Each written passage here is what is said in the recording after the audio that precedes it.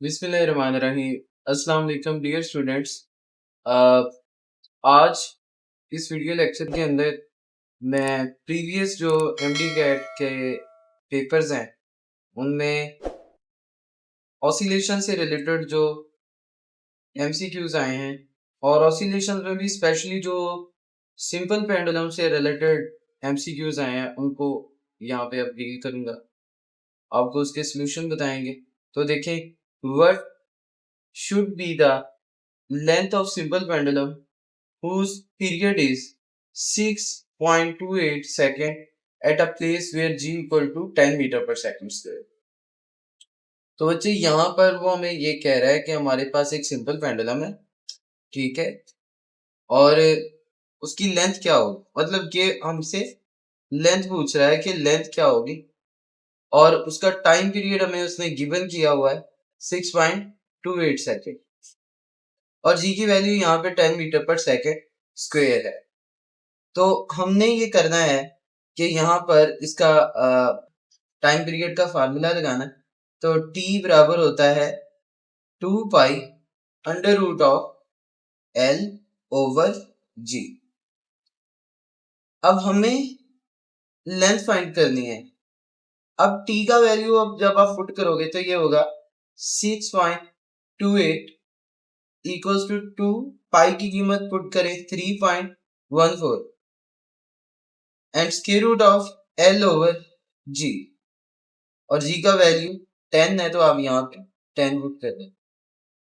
अब देखें यहाँ पर थोड़ा सा आपको शार्प वे में सोचना पड़ेगा क्योंकि 6.28 जो है ये बराबर होगा, जब आप 2 को इससे मल्टीप्लाई करोगे तो ये भी 6.28 बन जाएगा और square root of l over 10 आ जाएगा।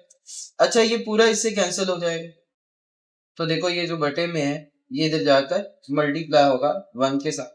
तो नेक्स्ट स्टेप में ये होगा कि हमारे पास ये ऐसे बन जाएगा, अंडर रूट ऑफ 10 इधर आएगा तो l equal under root of l equals to आ जाएगा अंडर रूट ऑफ 10। तो दोनों तरफ की जब आप स्केयरिंग करोगे तो स्केयर से स्केयर रूट कैंसिल हो जाएगा तो हमारे पास लेंथ आ जाएगी 10 metre. So this is our correct result और ये हमारा आंसर है। आई होप ये आपको एमसीक्यू क्लियर हो गया होगा। और यूएचएस के पेपर में 2015 के अंदर ये क्वेश्चन आ चुका है, मैंने यहाँ पे मेंशन किया है। अब ये पेपर आए हुए इनमें जो एमसीक्यूज आए थे पेपर्स के अंदर, इनको डील करने का एक मकसद है कि इस तरह के क्वेश्चन अगर 2015 में ये आया तो फिर अगेन भी आने के चांसेस हैं, ये होगा या इस तरह का कोई और। नेक्स्ट देखिए, पेंडुलम से रिलेटेड ही एक अनदर कॉन्सेप्ट है, एक अनदर क्वेश्चन है कि when the length of simple pendulum is doubled. अब वो कह रहा है कि लेंथ को आपने क्या कर दिया, डबल कर दिया। Find the ratio of new frequency to the older frequency. तो नई फ्रीक्वेंसी की ओल्ड फ्रीक्वेंसी के साथ रेशियो फाइंड करनी है। तो देखें यहां पर हमें फ्रीक्वेंसी और लेंथ का रिलेशन देखना है पेंडुलम के लिए, सिंपल पेंडुलम के लिए। बाकी फैक्टर्स इस फार्मूला के अंदर जो भी होंगे वो कांस्टेंट होंगे। आप जनरल पहले फ्रीक्वेंसी का फार्मूला लगाओ, f is equal to 1/2 pi under root of g over l होता है। अब g तो कांस्टेंट है, 2 पाई भी कांस्टेंट है, मींस हमारे पास ये रिलेशन बनेगा f इनवर्सली प्रोपोर्शनल टू आ जाएगा स्क्वायर रूट ऑफ लेंथ के।